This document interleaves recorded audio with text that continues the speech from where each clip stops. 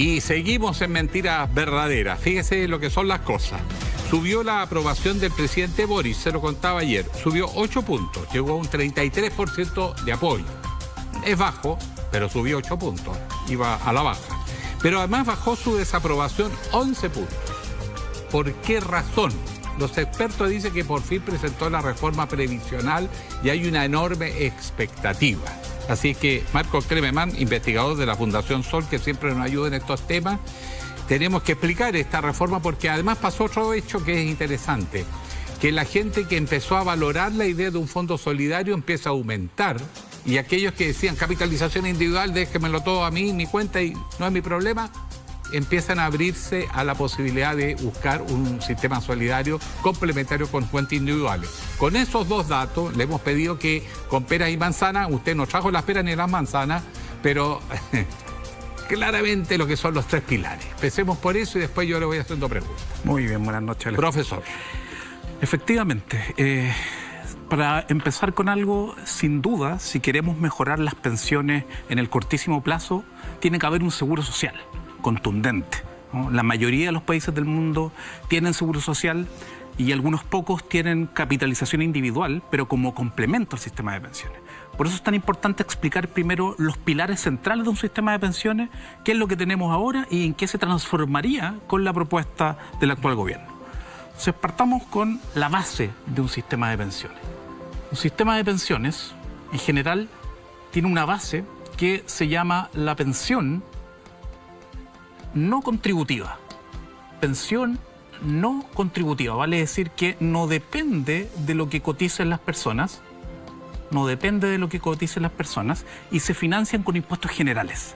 Bien. Entonces, eso en general es la base de un sistema de pensiones moderno que considera que... En todos los países desarrollados. En general, en la mayoría de los países del mundo, uno consideraría que tiene que haber un piso mínimo que no genere que cualquier persona que se jubile no quede en una situación de pobreza, de vulnerabilidad. Y acá hay una discusión, ¿cuál debería ser ese valor mínimo? Vamos a entrar en eso. ¿Cierto? Nosotros proponemos que ojalá nos acercáramos gradualmente al salario mínimo, que ya es un monto muy bajo en Chile y que debería haber una sintonía entre la pensión mínima y el salario mínimo. Después, el siguiente peldaño de la seguridad social histórica es el componente del seguro social. El seguro social. Acá, el seguro social, a diferencia de las cuentas individuales, genera grados de certeza. Por eso se llama sistema de seguridad social, no de inseguridad individual, que es el sistema actual. Entonces acá existe el financiamiento de pensiones a través de cotizaciones de trabajadores y trabajadores activos para financiar a las personas que se van jubilando, ¿no? En general se hace una caricatura de que estos sistemas ya no existen. La mayoría de los países del mundo, incluyendo Estados Unidos, ícono de los países capitalistas, tienen un seguro social importante y no toda la plata que ingresa al seguro social se paga en pensiones, sino que hay un colchón que también se capitaliza, pero colectivamente. Y el tercer piso, estos son los típicos esquemas que propone la Organización Internacional del Trabajo, podrían ser las cuentas individuales. Cuentas individuales.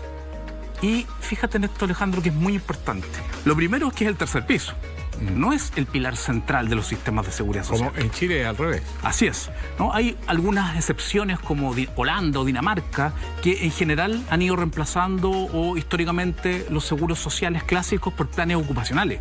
Pero ¿qué sucede? Que ahí la sindicalización supera el 50%, se negocia colectivamente por rama, entonces los sindicatos pactan los beneficios con los empleadores. Y esto es muy importante, Alejandro, porque estas cuentas individuales pueden ser obligatorias o pueden ser voluntarias.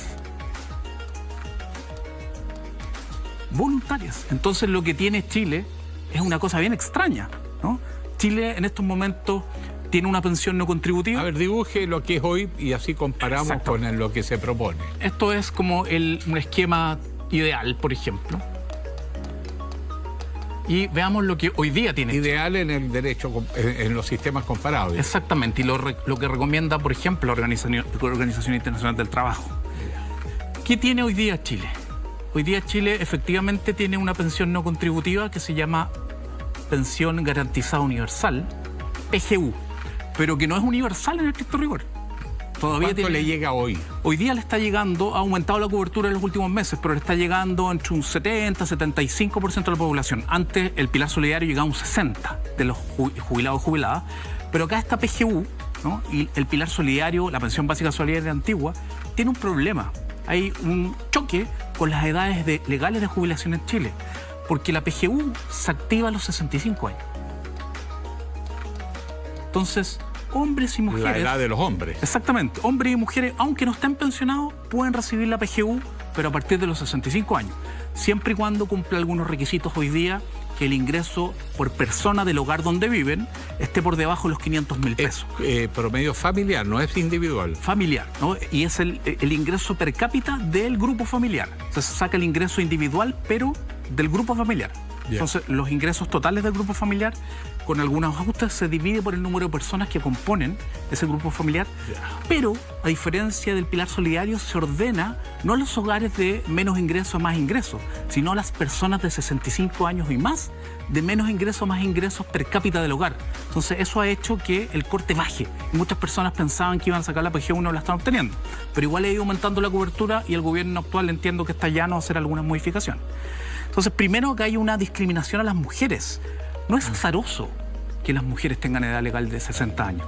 La carga global de trabajo remunerado y no remunerado en Chile, es enormemente superior para las mujeres para los hombres. Es como compararla con un trabajo pesado.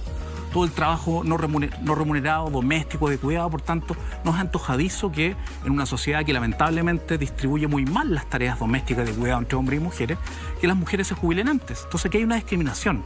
Todos los beneficios que se han propuesto como aportes del Estado parten a los 65 años. ¿Cuál es el monto hoy de la PGU? Hoy día el monto de la PGU es 193.917 pesos. Hay que decir que ya a esta altura la línea de la pobreza, con datos de octubre, ya está superando los 210, acercándose a los 215.000 pesos. Entonces la promesa de que al menos se situara en la línea de la pobreza por un hogar de una persona, ya estamos por debajo cerca de 20.000 pesos. Entonces eso es importante considerarlo. ¿Qué más tiene Chile? Chile en estos momentos no tiene el segundo piso. Y es increíble, no tenemos seguro social. Cero seguro social. En cambio, tenemos, y lo vamos a dibujar por ahí, un componente de cuentas individuales. Este edificio es muy raro, por eso se cayó el edificio de la Seguridad Social, porque tenemos poquísima seguridad social. Y aquí están las cuentas individuales,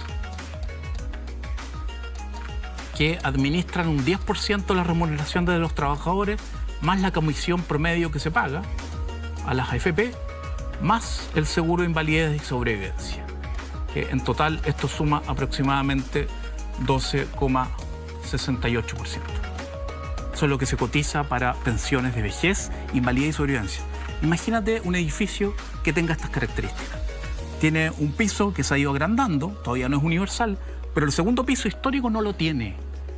Entonces todo depende, ¿no?, de esta base que todavía no llega de manera universal, y todo depende de este factor de las cuentas individuales. Claro. ¿Y cómo se calculan las pensiones en las cuentas individuales? Y esto es muy importante, que muchas personas dicen, bueno, pero las AFP generan rentabilidad. Efectivamente, es mucho menos de lo que se promociona, porque no se descuenta la comisión que pagan en general los trabajadores y trabajadoras. Pero lo que uno ve es que hay que juntar 50 millones de pesos, Alejandro. 50 millones, ahorro y rentabilidad, para obtener una pensión de 250.000 pesos recién, para el caso de los hombres, y como a las mujeres se le castiga por tener una esperanza de vida mayor, de 225.000 pesos para las mujeres. ¿Tú sabes cuántas personas que están a punto de jubilar en estos momentos llegan a los 50 millones? No más del 15%. Es gravísimo, ¿no? Un problema gravísimo. Entonces, ¿qué está pasando en estos momentos? Que el grueso del dinero de las pensiones lo está aportando el Estado con impuestos generales. O sea, tenemos un sistema privado que es salvado, entre comillas, por el Estado con este respirador artificial. ¿Y cuánto es lo que les, bueno, por lo que está diciendo ahí, más o menos de lo que está sacando de promedio una persona solo por concepto de AFP? Solo por promedio, concepto de AFP. Comparado con la PGU promedio. Exacto. A través de las cuentas individuales, y esto lo publicó el gobierno, el Ministerio de Hacienda, está en el proyecto de ley, datos de la Superintendencia de Pensiones, las personas que se han jubilado los últimos 15 años, entre 2007 y 2021, la mitad el 50% de las personas que se pensionaron en los últimos 15 años está sacando aproximadamente menos de 60 lucas. 60 lucas, y esto es lo que se conoce como la pensión autofinanciada. O sea, en Chile no se cotiza mucho, ¿no? En general la densidad de cotización es baja, eso impacta cualquier empleos inestables y salarios bajos. Exacto, pero es superior a otros países de América Latina. Sí. Pero así todo, la mitad de las pensiones autofinanciadas están por debajo, no son de 60.000, son menores a 60.000. Para las mujeres es 30.000 este valor. Y lo que hace es que el Estado las tira para arriba, y lo cual es ilógico. O sea, son los 60.000 más o menos promedio hoy, más los 193.917. Exactamente. Eso es lo que constituye para la mitad de los chilenos. Así es, ¿no? Y en general la mitad está por debajo de 60.000, entonces están llegando a 2.30, 2.20, con suerte, más de la mitad de las personas. Entonces, ¿qué pasa? Que hoy día si uno suma pensiones de las Fuerzas Armadas, el costo de cambiar del sistema antiguo al nuevo, los subsidios del Estado por el bono de reconocimiento, por la PGU, etcétera, etcétera, etcétera, hoy día ya cerca de cada 100 pesos que se pagan pensiones en Chile, 75 los coloca el Estado. Entonces no tiene sentido tener un sistema completamente privatizado en el pilar contributivo si el Estado está colocando toda la plata y cada vez se le pide más. Eso ahora, es lo que con la reforma que se haría, que se acerca más al ideal, que es el modelo que usa la mayoría de los países desarrollados, ¿cuánto impactaría y podría llegarse, bueno, es un ejercicio, por supuesto, a decir, vamos a tener una pensión promedio a valor de hoy, con todos estos agregados al Seguro Social, el reajuste de la pensión no contributiva, porque las dos reciben ingresos adicionales? Exacto. Aprovechemos acá, vamos a borrar para hacer borra nomás, esto es mágico, por si acaso, no crea que se ensució la mano el profesor. Esto es una pantalla digital. Así es, muy práctica. Entonces, ¿qué es lo que propone la reforma? Que tiene muchas páginas, 320 páginas el proyecto de ley, más los informes financieros, regulatorios, etcétera. Son casi más de 400 páginas. Lo que propone en la reforma del gobierno no es avanzar al modelo OIT, sino acercarse recién. Entonces, para aquellas personas que dicen acá viene un problema gigantesco, acá prácticamente hay una revolución al sistema de pensiones, que sí la hubo en dictadura, esto sí fue una revolución, ¿no? Muy rara a nivel mundial, lo que hace el gobierno es recién acercarse un poco a los sistemas que se proponen en la OIT. La idea es de tener un sistema mixto, donde en el pilar contributivo existan cuentas individuales y seguro social. Pero lamentablemente todavía, ¿no?, en un tranco donde las cuentas individuales son hegemónicas. Entonces, expliquémoslo, ¿no? Corre nomás tranquilamente, aquí. Entonces, partamos por el piso, ¿no? Lo que propone el gobierno es efectivamente llevar la PGU, ¿no?, a un valor que hoy día está en 193.917 a 250.000 pesos. Pero cuando uno revisa en detalle el proyecto de ley y las disposiciones transitorias, esto va a tener una gradualidad. Esto es muy importante. 5 años. Al menos, ¿no? Por a fines del 2029 llegaría a ser universal completamente, si es que se aprobara en un año más el proyecto de ley, ¿no? Y las primeras personas que recibirían la PGU de 250, que subirían, son las personas que hoy día tienen pensión base o autofinanciada cero. Sería un primer grupo, que no es el grupo mayoritario. Ellos llegarían a 250 por ahí, si es que se aprueba el proyecto de ley en noviembre, por aproximadamente febrero del 2024, que harto todavía, sí, ¿no? Después, ¿no?, aproximadamente el 13º mes después de que se apruebe el proyecto de ley, por diciembre del 2024, llegaría el grupo que tiene pensiones base hoy día o autofinanciadas menores a 100.000 pesos. Y después, en diciembre del 2025, llegarían las personas que tienen pensiones base entre 100.000 y 400, y en diciembre del 2026, más de 400.000 de pensión. O sea, es un trayecto bastante largo, yo creo que ahí, en el fondo es gradual, pero todos a la larga recibirían una mejora. Así es, ¿no? Sin embargo, es importante constatar que actualmente la PGU por ley, todos los febreros, el 1 de febrero de cada año, se reajusta por IPC, del IPC acumulado el año anterior. Entonces, en febrero del 2023, en unos 3 meses más, tiene que reajustarse este valor. Enero. Sí, exacto. Ya. Tiene que reajustarse este valor. El 1 de febrero, exactamente. ¿Sí? Porque tiene un mes corrido. Entonces, ¿a cuánto va a llegar la PGU ahora en 3 meses más? va a llegar más o menos, dependiendo de las estimaciones del IPC de noviembre y diciembre que no conocemos todavía, va a llegar aproximadamente a 205.000 pesos. 205.000 pesos. ¿Y cuál va a ser el primer grupo beneficiado con la PGU de 250? Va a ser un grupo que va a partir aproximadamente en febrero del 2024, ¿no? Donde ya vamos a tener un segundo reajuste de la PGU. Y en ese momento la PGU va a estar aproximadamente en 216.000 pesos. Y este valor tiene que reajustarse, es bien enredado el mecanismo que está en el proyecto de ley, pero este valor va a estar un poquito más arriba en ese momento y va a estar aproximadamente en 252.000 pesos. ¿No? Entonces, muy importante, ojo, ¿no?, con lo que se está planteando hasta el momento, porque el IPC se ha comido mucho de los aumentos de la PGU, es que cuando parta este proceso, en realidad la PGU no va a pasar de 194.000 a 250, no va a aumentar 56 lucas, sino como vamos a estar en 216, aumentar como 36.000 pesos. 36, lo cual no es un valor tan alto. ¿Cuál es el segundo componente? El segundo componente es un componente de seguridad, de seguro social. Seguro social, inédito para Chile en los últimos 42 años. El gobierno de Sebastián Piñera, obligado por el estallido social, al comienzo no proponía en su reforma de pensiones cero seguro social, pero después se vio obligado a decir, a ver, de la cotización adicional que va a pagar el empleador, que en Chile no coloca nada para vejez, de los 6%, 3 irían a un seguro social y 3 a más cuentas individuales. El gobierno actual propone que toda la cotización adicional vaya a un seguro social. Y ese seguro social es como un fondo. Así es. Para mejorar las pensiones de ¿quiénes? Para mejorar las pensiones de todas las personas, tanto actuales jubilados como futuros jubilados. ¿Y cuál va a ser el hombres y mujeres? Hombres y mujeres. Y va a tener como 4 componentes. Ya, tenemos claro el pilar, o sea, la pensión garantizada universal, que es gradual y por lo tanto va a entrar en régimen en unos años más, como 4 años más. Así es. En ese momento va a estar más o menos un equivalente a hoy, a 2.50, porque además se va a reajustar. Sí. Segundo, estamos en el tema del 6% que van a poner los empleadores, que va, en el proyecto de ley, el 6% a crear un fondo solidario, eso es lo que se llama el seguro social. Así es. Ya, ahí queda. ¿Qué es lo que financia el seguro social? Y aquí es clave, porque con un seguro social que sigue siendo minoritario en el esquema de cotización, porque vamos a ver que las cuentas individuales se siguen administrando más del 10%, y es correcto, hegemónico. Con el seguro social se va a aumentar las pensiones actuales y se va a tener una garantía para las funciones futuras de 0,1 UF por año cotizado.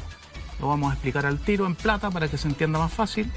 Hoy día aproximadamente 0,1 UF son 3.500 pesos por año cotizado. Entonces, ¿qué pasa si una persona, pensando que en Chile no tenemos un grupo importante de personas que haya cotizado más de 30 años, por todo lo que sabemos, si una persona cotizó 20 años, va a sacar 2 UF. O sea, la persona que ya está pensionada actual, inmediatamente va a mejorar su pensión, ¿no? Si cotizó 20 años, inmediatamente va a mejorar su pensión en 70.000 pesos. 70.000 pesos. Entonces, aquí hay que poner la alerta, porque hay otros componentes más. El seguro social, además, va a generar una compensación a las mujeres que tienen cuentas individuales porque tienen mayor expectativa de vida y hoy día, por lo que este ejemplo que vimos acá, las castigan por vivir más. Entonces, adicionalmente, este seguro social va a permitir que se nivele la pensión de un hombre y mujer que jubilan a la misma edad, independientemente de que la mujer tenga más expectativa de vida.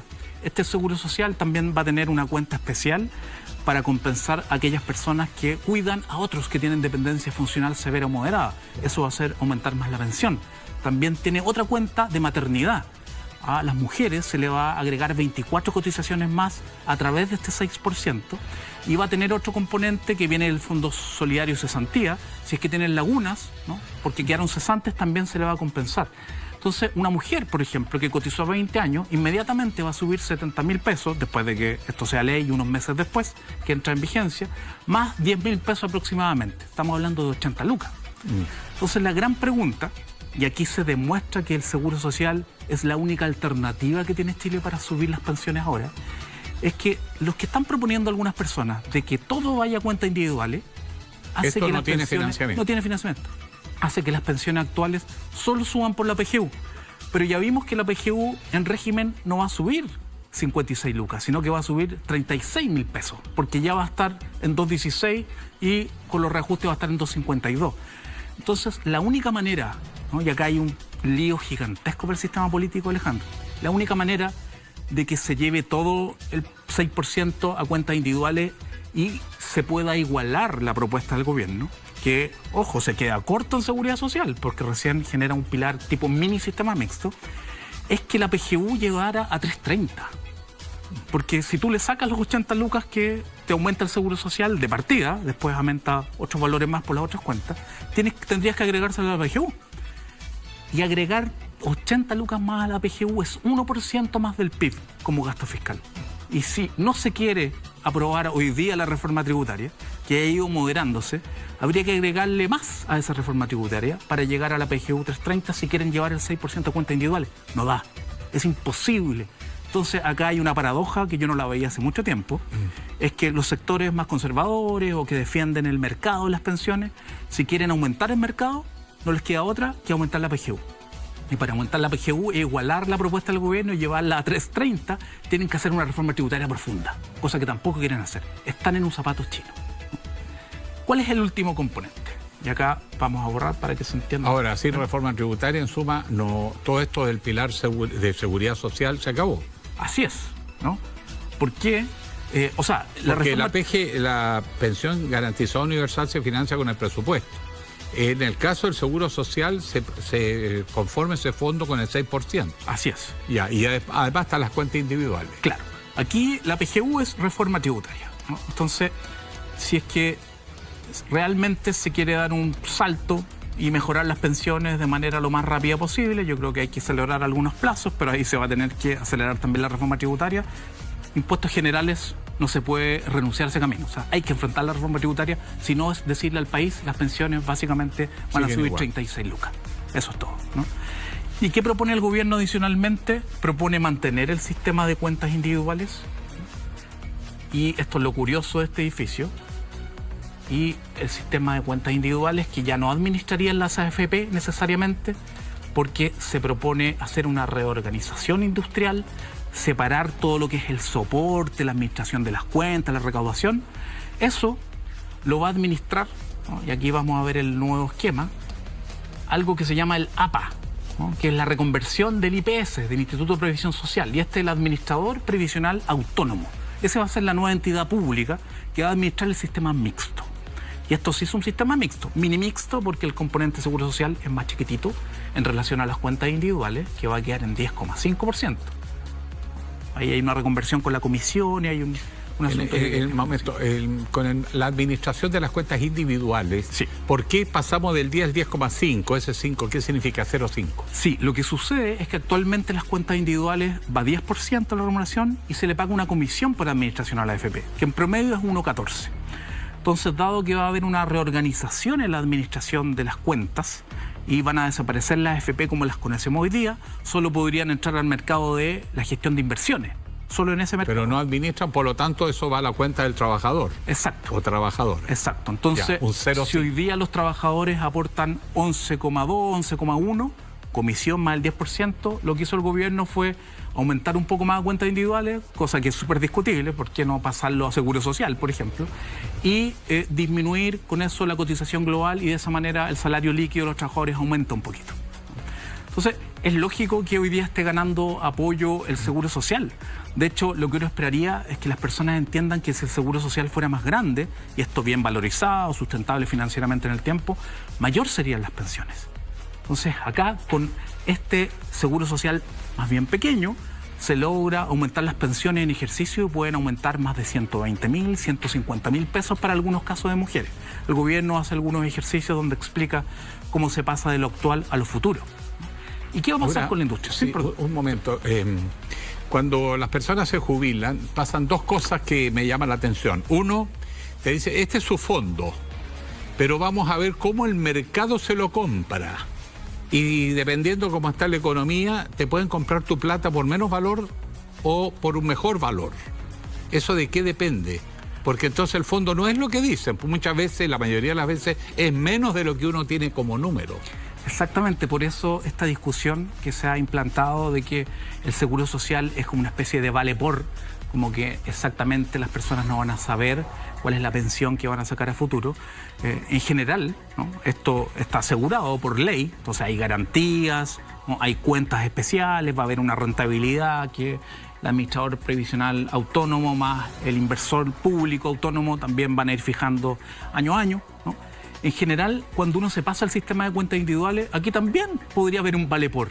Porque hoy día, si yo junto 100 millones y soy mujer, me alcanza para 450 lucas de pensión. 100 millones, que 3% de las mujeres a punto jubilar tienen ese valor. Pero mañana, porque baja la rentabilidad y las tasas de interés de las compañías de seguro a través de la renta vitalicia que me compra mi fondo, que es lo que tú mencionas, Alejandro, esos 100 millones me puede construir una pensión de 400 lucas, 450. Yo esperaba 450 y si me jubilo en 20 años más pueden ser 350. Incertidumbre individual permanente. Entonces eso es muy importante mencionarlo. Otra consulta. Eso me la preguntaban en todas partes, me acuerdo cuando era periodista, antes de otras experiencias laborales. La gente dice, ¿por qué cuando mi marido falleció, yo, viuda, no recibí el 100% de su pensión que era vía AFP? Sino que me descontaron el 40%. ¿A dónde fue a parar ese 40% que era plata de mi marido y que yo, viuda, no recibo? Claro, efectivamente, y esto es muy importante porque se ha tomado la agenda la discusión de la herencia.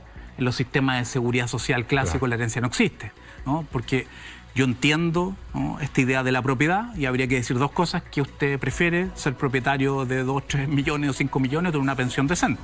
O en segundo lugar, ¿qué preferimos para nuestros padres, madres, abuelos, abuelas, ¿no? Que nos hereden y que vivan con una pensión miserable o que saquen una pensión más alta con el fruto de su esfuerzo y de un esfuerzo colectivo, el trabajo.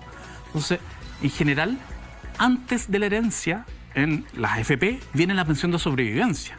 Entonces, no hay un paso automático de lo que la persona tenía y después fallece a una herencia. Primero la pensión de sobrevivencia y el que tiene porcentaje mayor de la pensión que va a sacar es la o el cónyuge.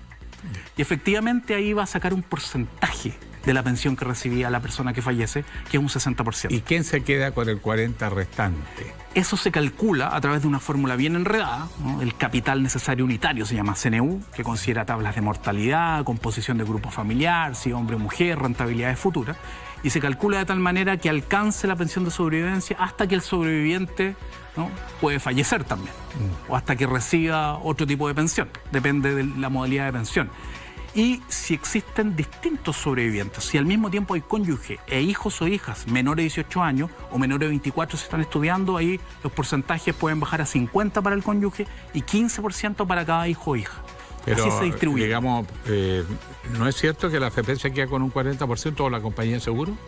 La compañía de seguro, claro. O sea, el negocio de las compañías de seguro es asegurar una renta vitalicia. Vale decir, el riesgo de, entre comillas, el negocio es que si una persona muere a los 102 años, eso significa que se asegura una pensión ajustada por IPC o por UEF hasta que muere, pero si una persona muere antes, a los 75, a los 80, que pasa con la mayoría de las personas de nivel socioeconómico de menos ingresos, ahí, ¿cierto?, esa es la ganancia de la compañía de seguro. En el fondo... O sea, la persona ahorró toda su vida para que si se muere joven, el 40% se lo lleva a la compañía de seguro.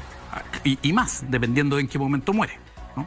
Entonces va a depender en qué momento muere, si hay sobrevivientes o no hay sobrevivientes, porque una renta vitalicia no hay herencia, ¿no? Solo hay pensión de sobrevivencia. Aquí va a haber solo renta vitalicia, por eso le hago la pregunta. Así es. No va a haber renta programada, ¿no? O retiro programado. Retiro programado no. Lo que propone el gobierno, y esto también es muy importante, que tanto la pensión ahora de las cuentas individuales como la pensión que se llama la cuenta intrageneracional, que va a pagar con los ahorros del 6%. Acá ese 6%, una parte se va a pagar para mejorar las pensiones actuales, otra parte se va a invertir, hay que ver bien, ¿no?, cuáles son los criterios de inversión, y con ese 6% o una parte del 6% se va a construir la pensión con seguro social, ¿no? Entonces, en ese sentido, ahí lo que vamos a tener en que en ambos casos solo va a existir el componente de renta vitalicia, pero, entre comillas, la innovación del gobierno, algo bastante extraño, es que propone la creación de rentas vitalicias con herencia, que es algo nuevo para el mercado. Vale decir que las personas, voluntariamente, entre comillas, pueden decidir, ¿no?, que una compañía de seguro, por ejemplo, le paga una renta vitalicia, pero una renta vitalicia más baja para que pueda dejar herencia. O sea, estar dispuesto a sacrificar algo de su pensión, un porcentaje de su pensión, para dejar algo de herencia, lo cual es bastante raro en términos de la seguridad social. Ya, para ir cerrando, todo esto pasa también por otra reforma, que es la reforma tributaria. Así es. Si no hay reforma tributaria, no se puede mejorar la pensión garantizada universal. Así es. Y si el 6% se va a las cuentas individuales, no puede mejorarse las pensiones actuales. Ese es el zapato chino. En el fondo, hoy día estas eslogan que aparecen, hoy día vi que hay una propuesta de 3 diputados o diputadas, creo que de Renovación Nacional, de que el 6% a través de una reforma constitucional, el 6% se vaya a cuentas individuales, le tienen que comunicar al país que si eso llega a pasar, las pensiones por seguro social van a aumentar 0. Porque pasa a convertirse en una promesa, como la que hizo José Piñera, de que en 40 años más, quien cotizó no ahora 10, sino 16, podría tener una pensión mejor. Y eso hay que comprobarlo íntegramente en 40 años más, 2064, 2065. Pero las pensiones vía cotizaciones aumentarían 0. Y todo pasaría por la PGU. Y por eso creo que es un contrasentido. Porque si se puede mejorar hoy día, para las mujeres, por ejemplo, rápidamente 80.000 pesos en las pensiones, para una mujer que cotizó 20 años, una mujer que cotizó 30 años, que es un porcentaje más bajo, mejoraría 115.000 pesos en la pensión inmediatamente, solo por esos dos componentes. Habría que agregárselo a la PGU. O sea, si quieren sacar el seguro social, tienen que agregarlo por acá, y eso es carísimo. Porque, insisto, pasar de 250, pasar a 330, el cálculo que uno puede hacer es que esto aproximadamente son 2.700 millones de dólares, aumentar 80.000 pesos más en régimen, y aproximadamente es 1% del PIB. Y si hoy día ya hay problemas para generar acuerdo a la reforma tributaria, que se ha ido moderando, insisto. Sí, se ha ido bajando. Entonces, aquí están en un zapato chino. No pueden presentarle al país que se pierda todo las mejoras que se están planteando. Marco, ha sido un agrado escucharte, muy pedagógico. Esperamos haber hecho una contribución a entender en qué consiste la reforma previsional, pero en todo caso, para satisfacción de todo el mundo, con este sistema todos van a ganar. O sea, nadie pierde, a nadie le baja la pensión, por el contrario, porque estarían ingresando más recursos tanto a las cuentas de las personas al jubilar como el apoyo a aquellos que tienen lagunas, que son mujeres, que han sido discriminadas. Y lo más importante, que atiende las necesidades actuales de los pensionados, que de otra manera van a quedar mirando. Gracias. Y no creo que el país resista. Marco, un agrado como siempre. Marcos Kremerman, investigador de Fundación Sol.